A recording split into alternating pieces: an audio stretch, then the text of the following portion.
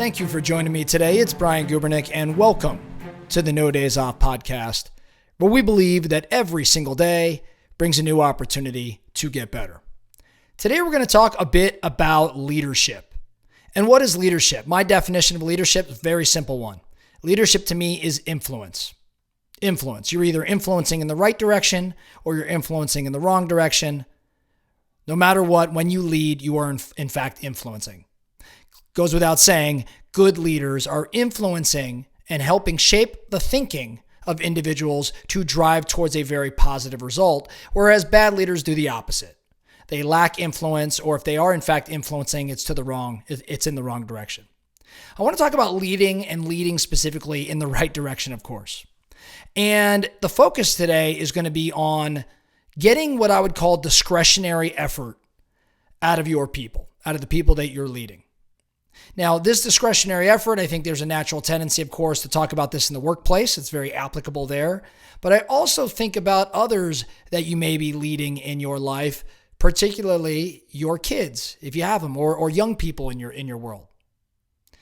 I want to talk about, again, discretionary effort. So here's what I've found.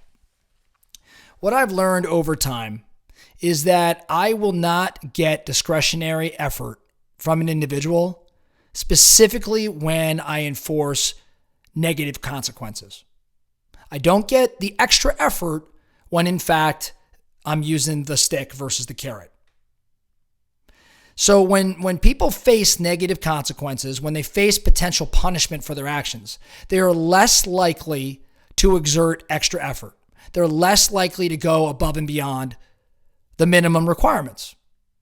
Because discretionary effort refers to something that's voluntary, something that's extra, that individuals choose to invest their time or their work or their tasks beyond just the minimum required to fulfill their responsibilities. So in the work environment, right? If you have people that work alongside you that may be reporting into you and they fear negative consequences such as a punishment or criticism or some sort of adverse reaction from you or others alongside you, then they are less inclined to contribute discretionary effort because they're going to prioritize avoiding negative outcomes over going above and beyond their basic job requirements. So I want to get discretionary effort out of my people. And where am I going with this? We talk about accountability so much. And I think when people go with the standard definition of accountability, they think that they're holding somebody accountable to the specific tasks or standards required for that particular role. And in the event that you violate or don't honor those tasks or standards, then you will suffer in some sort of negative way. And while I understand the purpose in that, and I will be honest in that I will use that approach from time to time, more oftentimes than not, I want discretionary effort. I want people going above and beyond. So while there may be a degree of accountability in the sense I just described, I have to really think around how do I get the most out of my people.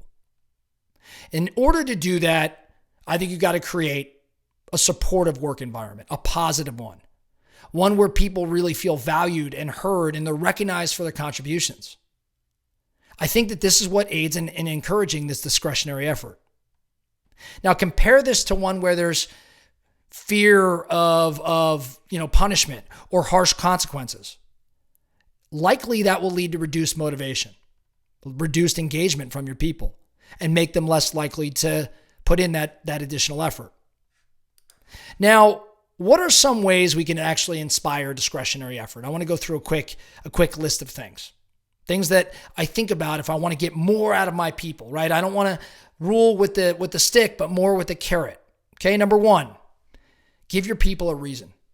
Give them a reason to commit themselves to expending, extra effort. Give them one that they can buy into. Maybe it's compensation. Maybe it's a bonus, like a performance bonus. But give them a reason to go the extra mile. And the reason can't be, well, I'm going to take away this or take away that. Sure, it might shape behavior a slight bit.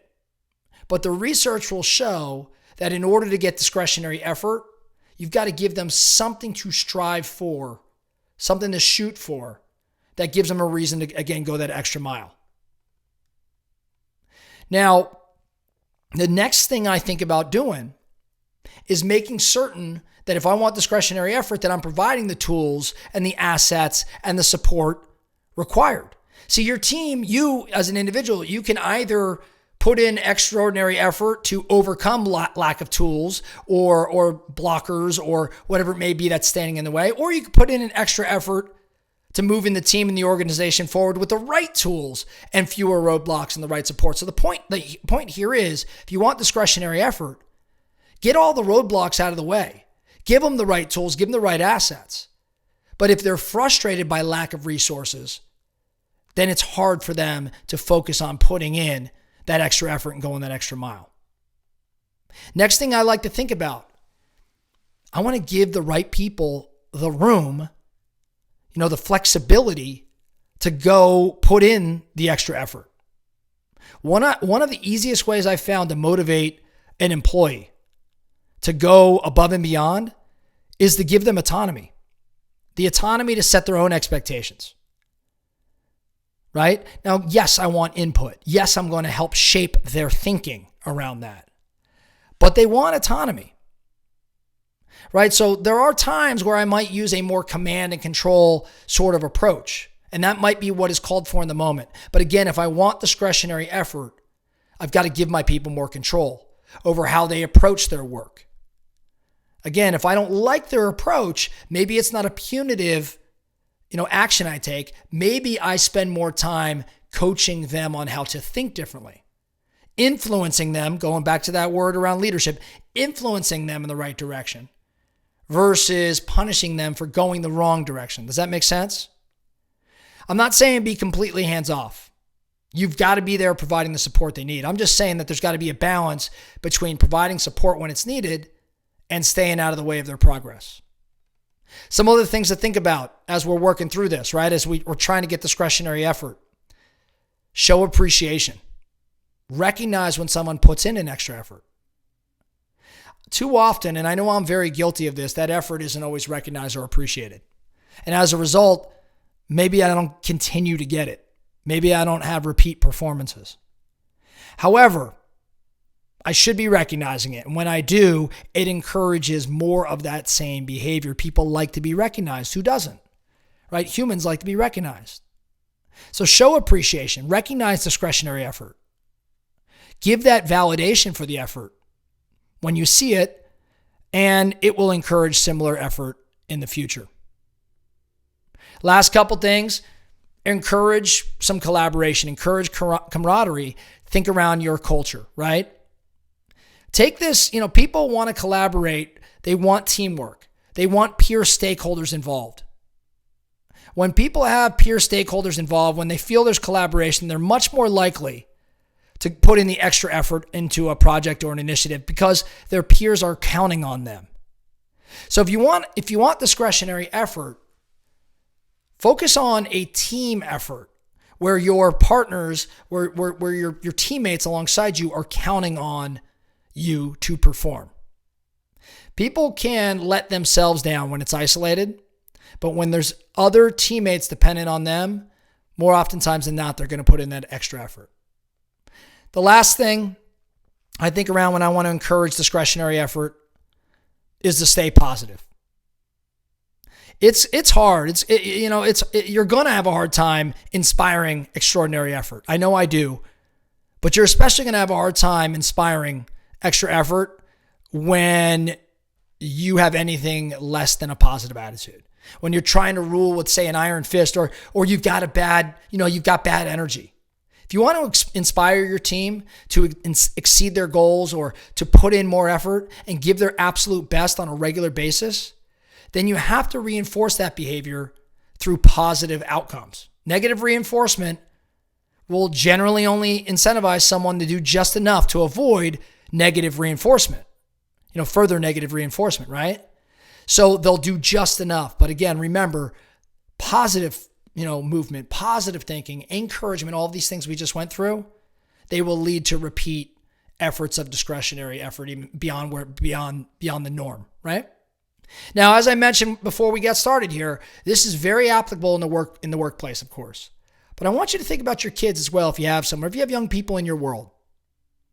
We have a tendency as parents to punish.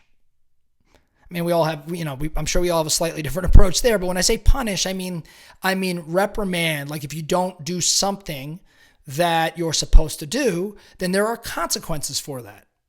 That's kind of like the basic, parenting technique. And I'm not saying that's not required from time to time, but I do think that there is something here about discretionary effort in the workplace that is very applicable. Maybe time to take a step back with respect to your parenting.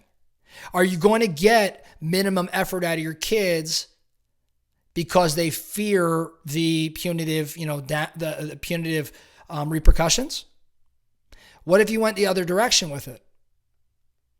What if you took a more inspiring approach? What if there was accountability, but not accountability with the stick? Instead, it's the carrot is out there.